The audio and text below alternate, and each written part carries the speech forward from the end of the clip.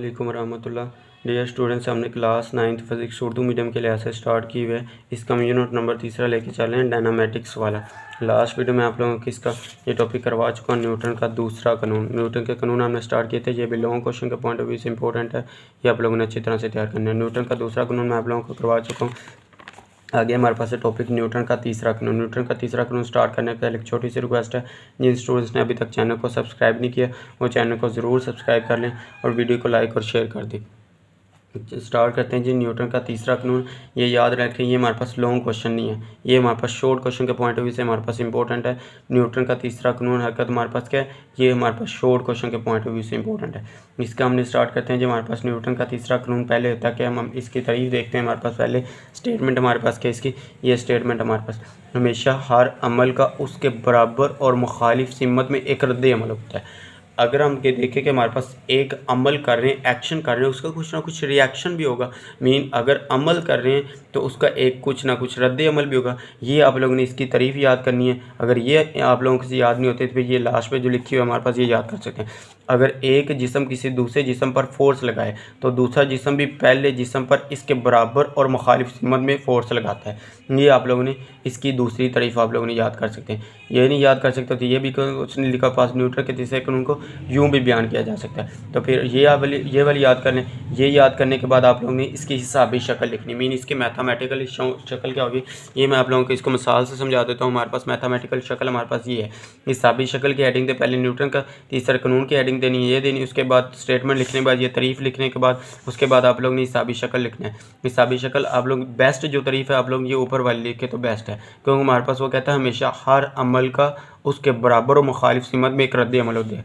अब देखिए इसकी मिसाल देखें, हमारे पास इधर कोई लड़की खड़ी है, लड़की ने इधर से कह ले कि हमारे पास कोई बॉल फेंकी है। ये हमारे पास दीवार है, बॉल इधर दीवार के साथ लगी हुई है, देखिए अमल कर रही है। A to B हमारे पास बॉल गया है तो हमारे पास अमल हो रहा है। अब इसका कुछ ना कुछ रद्द अमल भी आएगा। इधर से जब हमारे पास आएगी तो हमारे पास क्या सिमत के मुखालिफ होगी। उसने यही लिखा हुआ है हमारे पास मुखालिफ सिमत में एक रद्द अमल आता है। तो मुखालिफ सिमत में हमारे पास क्या एक रद्द अमल आएगा। तो इधर से हमारे पास उसने बॉल फेंका, दीवार के साथ लगी, अब दीवार के साथ चिपक तो नहीं जाएगी, दीवार से वापस आएगी, दीवार के चिपकी नहीं रहेगी, दीवार से टकराएगी, फिर उसके बाद वापस उसकी तरफ आएगी। तो हमारे पास क्या डायरेक्शन चेंज हो गई है। इसकी अगर हम देखें हमारे पास इंग्लिश में कहते हैं कि action and reaction are equal in magnitude. बच्चे क्या करते हैं इंग्लिश मीडियम वाले, सिर्फ action and reaction are equal but opposite in direction. Action और रिएक्शन के हिसाब से वो कहता है कि हमारे पास इक्वल है, लेकिन डायरेक्शन क्या ऑपोजिट, लेकिन नहीं मैग्नीट्यूड के हिसाब से अददी कीमत क्या कहता है हमारे पास अददी कीमत। एक्शन और reaction are equal in magnitude but opposite in direction. Direction के लिहाज से हमारे पास क्या ये दोनों ऑपोजिट है। अब देखें मुखालिफ सिमत में एक रद्द अमल दे रहा है। तो इधर से हमने फार्मूला क्रिएट किया, इसका बुक के ऊपर फार्मूला नहीं लिखा हुआ, तो आप लोग शॉर्ट क्वेश्चन के पॉइंट ऑफ व्यू से आता होता है हमारे पास इसकी स्टेटमेंट लिखे या इसकी तारीफ करें, न्यूटन के तीसरा कानून बयान करें। इसी तरह आप लोगों ने इसकी ये तारीफ लिखनी, उसके बाद इस हिसाबी शक्ल की हेडिंग देनी FAB FAB। ये देखिए अब AB से यहाँ से बोल जा रहा है, मैंने लिखा है FAB। FAB is equal to हमारे पास क्या रहा है जी, बट ऑपोजिट डायरेक्शन मीन सिमत चेंज होगी, मुखालिफ सिमत में हमारे पास क्या है नेगेटिव माइनस FBA। तो BA से बोल आ रही है, अब AB से नहीं जा रही, BA से आ रही है। बच्चे AB लिखते हैं, BA लिखना है तो हमारे पास क्या इसको नीचे करके लिखना है। बच्चे कैसे लिख देते हैं, इस तरह लिखते हैं FAB, नहीं इसको ऐसे लिखना गलत है, ये आप लोग ने इस तरह लिखना है जैसे मैंने लिखा है। ये ही हमारे पास आ जाएगी इसकी हिसाबी शक्ल।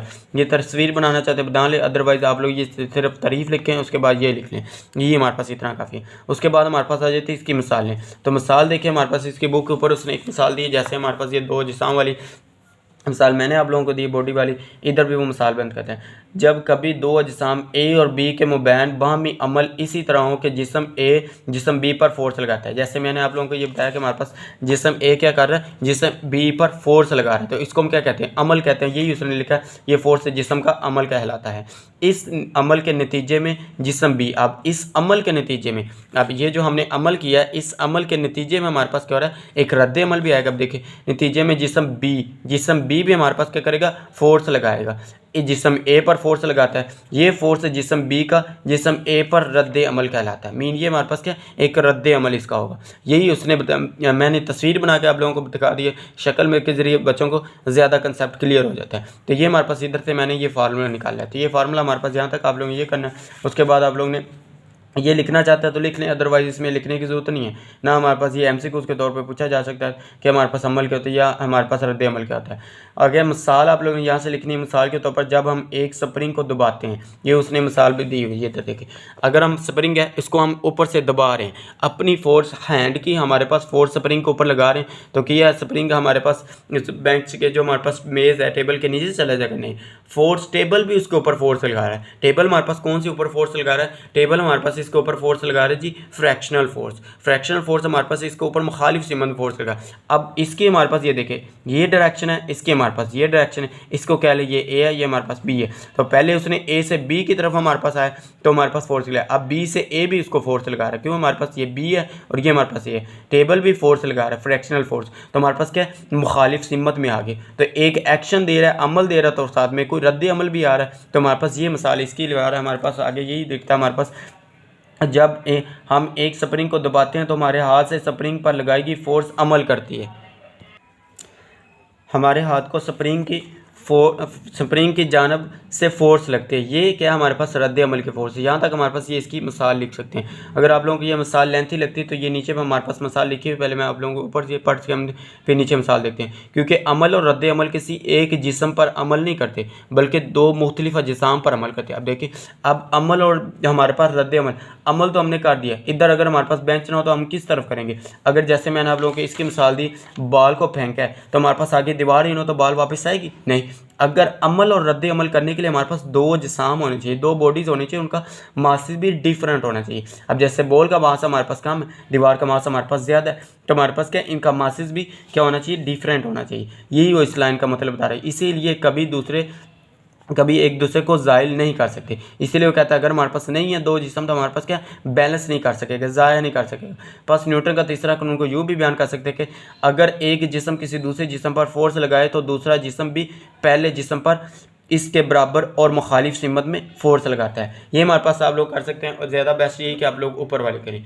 नीचे हमारे पास क्या जी, उसके बाद वो कहता है जोड़ों की शक्ल में, फोर्सेस जोड़ों की शक्ल में भी अमल करती है। अब क्या हमारे पास न्यूटन का तीसरा कानून यही तो कहता है कि जोड़ों की शक्ल में एक अमल हमारे पास क्या दो बॉडीज़ के ऊपर अमल फोर्स करेगा हमारे पास, अदरवाइज एक बॉडी के ऊपर हमारे पास फोर्स अमल नहीं कर सकता। देखिए जब दो अजसाम बाहमी अमल करते हैं तो फोर्सेस जोड़ों की शक्ल में अमल करती है। वो कहता है हमारे पास जब दो अजसाम हमारे पास हैं, दो अजसाम हमारे पास जोड़ों की शक्ल में अमल करती हैं, तो यानी अमल और रद्द अमल की फ़ोर्स। यहाँ तक आप लोग ये लिखें हमारे पास ये, अगर फॉर एग्जांपल वो शॉर्ट क्वेश्चन पूछता है कि फोर्सेस जोड़ों की शक्ल में कैसे अमल करती है, यहाँ से लेके आप लोग यहाँ से लिख सकते हैं। हम शायद करते हैं कि अगर कोई एक फोर्स कुछ अमल कर रही है तो आम तौर पर इसमें मुलविस दूसरी फोर्स को भी नोट नहीं करते। यहाँ तक आप लोग ये लिखेंगे। उसके बाद इसकी मिसाल देखते हैं। हमारे पास तीसरे कानून के मुताबिक मिसाल इसकी आप लोग ये दे सकते हैं, न्यूटन के तीसरे कानून भी ये मिसाल लिख सकते हैं। पहली मिसाल मैंने ऊपर बता दी थी पहले पेज पे। दूसरी मिसाल इधर देखें तो हमारे पास क्या एक ब्लॉक मेज़ पर पड़ा हुआ है, एक ब्लॉक हमारे पास क्या मेज़ के ऊपर पड़ा, इसके ब्लॉक का भी हमारे पास फोर्स लगा रहा है किसके ऊपर, मेज़ के ऊपर, टेबल के ऊपर वो बोर्ड फोर्स लगाएगा। और जो हमारे पास है टेबल, ये इसके नीचे की तरफ हमारे पास फोर्स लगाएगा, नीचे से ऊपर की तरफ फ्रैक्शनल फोर्स, जैसे हमने ऊपर भी देखा था स्प्रिंग के ऊपर। हमारे पास यहाँ से भी फोर्स लगाएगा, तो मीन हमारे पास क्या ऑपोजिट सिमत हमारे पास सेम सिमत हमारे पास क्या होगी, मुखालिफ सिमत आ गई। एक्शन दे रहा है तो रिएक्शन भी आ रहा है, अगर अमल कर रहा है तो कुछ ना कुछ रद्द अमल भी आ रहा है। तो मीन हमारे पास क्या ये मिसाल आप लोग दे सकते हैं। एक ब्लॉक मेज़ पर पड़ा हुआ, यहाँ तक लिख लें, या ये नीचे जो लिखा है ये भी लिख सकते हैं इसी मिसाल में।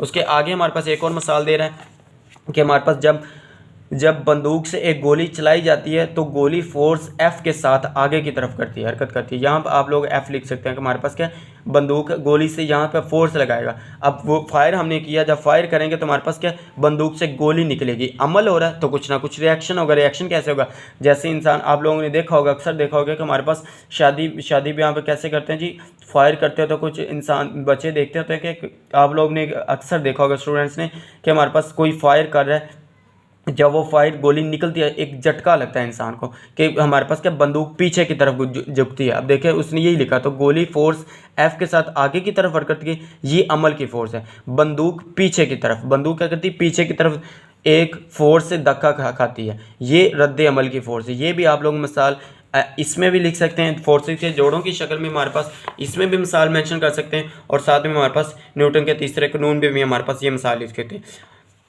तो ये हमारे पास आप लोगों ने हेडिंग लाजमी देनी है। शॉर्ट क्वेश्चन पूछा जाए तो सिर्फ आप लोग ने ये लिखना है। अगर लॉन्ग क्वेश्चन में, ऐसे long question point of view से नहीं है, ये सिर्फ शॉर्ट क्वेश्चन के पॉइंट ऑफ व्यू से। अगर लॉन्ग क्वेश्चन में पॉइंट ऑफ व्यू से जितना मैंने आप लोगों को बताया इतना लिख दें तो आप लोग लॉन्ग क्वेश्चन में भी पूरे नंबर मिलेंगे। ये नहीं कि लॉन्ग क्वेश्चन में पूरे नहीं मिलेंगे। ज़्यादातर ये शॉर्ट क्वेश्चन के पॉइंट ऑफ व्यू से इंपॉर्टेंट है। ये कह लें कि कन्फर्म बोर्ड के पेपर में शॉर्ट क्वेश्चन तो ये पक्का आ चुका है। कन्फर्म कह लें कि इस दफ़ा हमारे पास 2026 में जो एग्ज़ाम होंगे उनमें ये कन्फर्म बोर्ड के पेपर में कन्फर्म है।